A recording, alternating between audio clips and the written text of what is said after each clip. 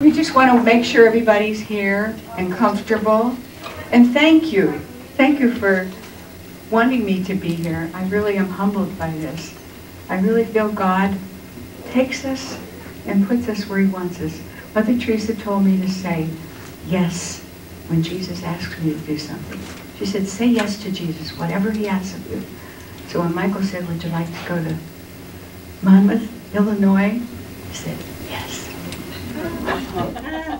Marlene's tributes deeply touch people, for her words bring Mother to life through the stories of them working, talking, laughing, and even crying together. One time, Marlene was praising Mother, but she wanted no praise or glory. I'd like to tell you just a little story about her. So many stories I have. My book will be coming out soon about my adventures with her. But every time I try to give her a little praise, she'd say, no praise for me. Give to Jesus. And she took me over to her little desk, and she picked up a pencil. She laid it on the table. She said, look at that. What is that? I said, a pencil. What is it doing? Nothing, Mother. It's just laying there. She said, that's me. But when God picks up that pencil, he writes what he wants with me. And she said, never give me the glory. Give it to him. The tributes bring together slides, stories, and audio tapes of Mother speaking with Marlene on the phone, with Marlene singing some of the songs she wrote and recorded inspired by Mother Teresa. There is, however, much more to these tributes. Marlene shares the wisdom and lessons that Mother taught to help her deal with gut-wrenching problems going on in her life. One tremendous lesson Marlene learned was one of forgiveness. She had to let go and forgive a man who tried to kill her daughter. I went to her house, and she had been ill for a while. I found her on the floor, very ill. What happened? She had been beaten and raped. And I rushed her to the hospital to take care of her. And I hated the man that did this to my daughter. I hated him. And my father heard me say that. Don't say that, he said. Don't say you hate. I'm going to pray to the Sacred Heart so you get that out of your heart. He said, why don't you talk to Mother Teresa? I went to the Bronx. I said, Mother, I can't forgive this man. This was my child that I carried. And he hurt her so badly, I can't forgive him. She said, come with me, come. She took me to the crucifix. She said, look at what he did. Look what he did. And as he was dying, after he was beaten and bruised and tormented and spit upon, and he came to save us all, he said, Father, forgive them. They don't know what they're doing. And I said, yeah, Mother, but he was God. I was terrible. I was so filled with this rage. I said, he was God. It was easy for him. She said, come with me. She took me to a statue of our Blessed Mother, the Pieta, and Mary held Jesus as he was just taken down from the cross in her arms. She said she too carried this child for 9 months. She too had to watch as they tortured him and beat him. This was her son, but she forgave them. You must do the same. I started to cry. She took my hand and she went to the altar and she said, come, we would pray together. She said, there's one more thing you must do besides forgive. You must pray for him, the one that hurt your daughter. I said, Mother, I can't even say his name. How am I going to pray? I would help you. We both said his name. We asked God to forgive him. But I first said, God, forgive me for being so unforgiving. I'm not worthy. I'm not worthy, God.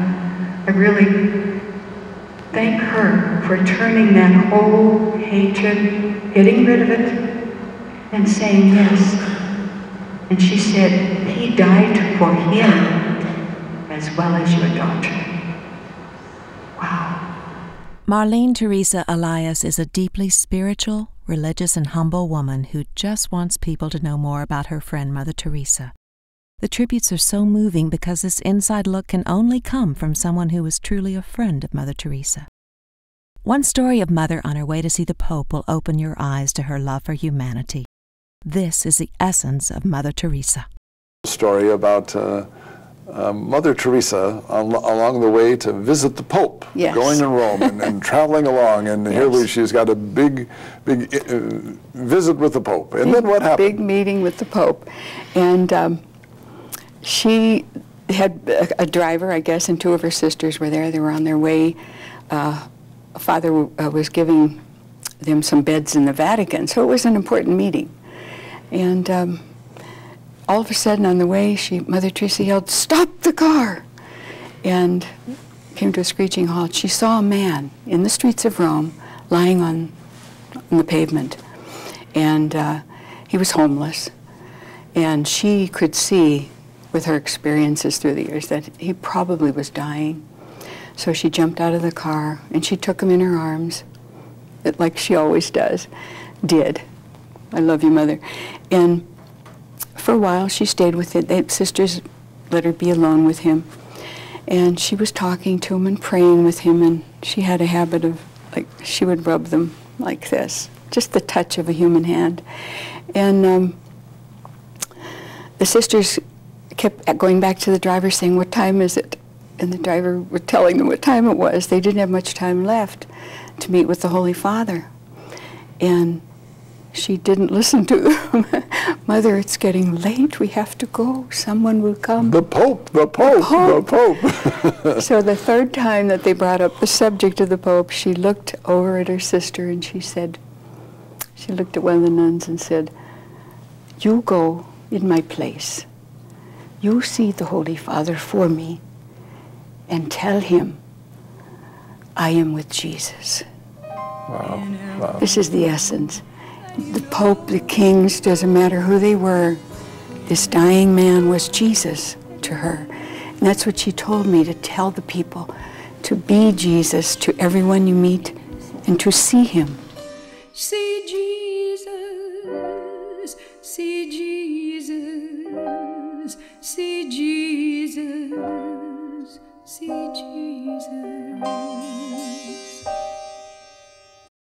Marlene can't explain why she was so fortunate to call Mother Teresa her friend, but she says, "I will continue to tell people everywhere about her." Mother Teresa has left her mark of love for God with her work among the poorest of the poor. Singing at her funeral, Jason Carroll has the details from Ventura County. For many people, being in the presence of Mother Teresa for the first time can be somewhat hard to describe. Marlene Elias is not one of those people. You know. I first met her in Calcutta, India. It was October 1987. It was 118 degrees, and I didn't feel anything but her eyes looking into mine. I will miss her.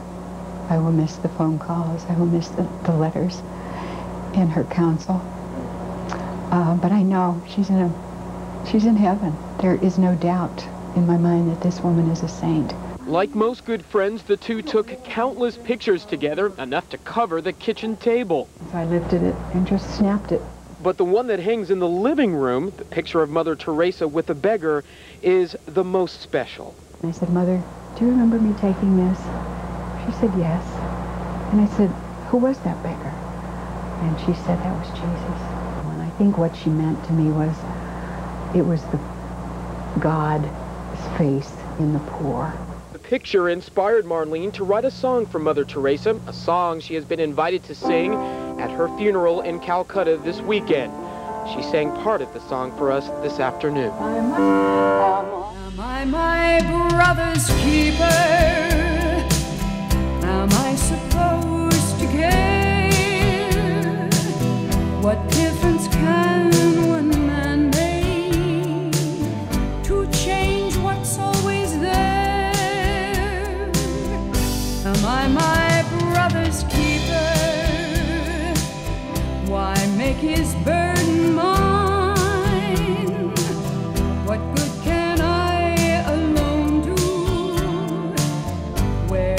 I draw the line. The world will never, ever forget Mother Teresa. For more information about Mother Teresa and her friendship with Marlene, or how you can bring a tribute to your area, go to www.motherteresaandme.com for a rare look at a soon-to-be saint, Blessed Teresa of Calcutta.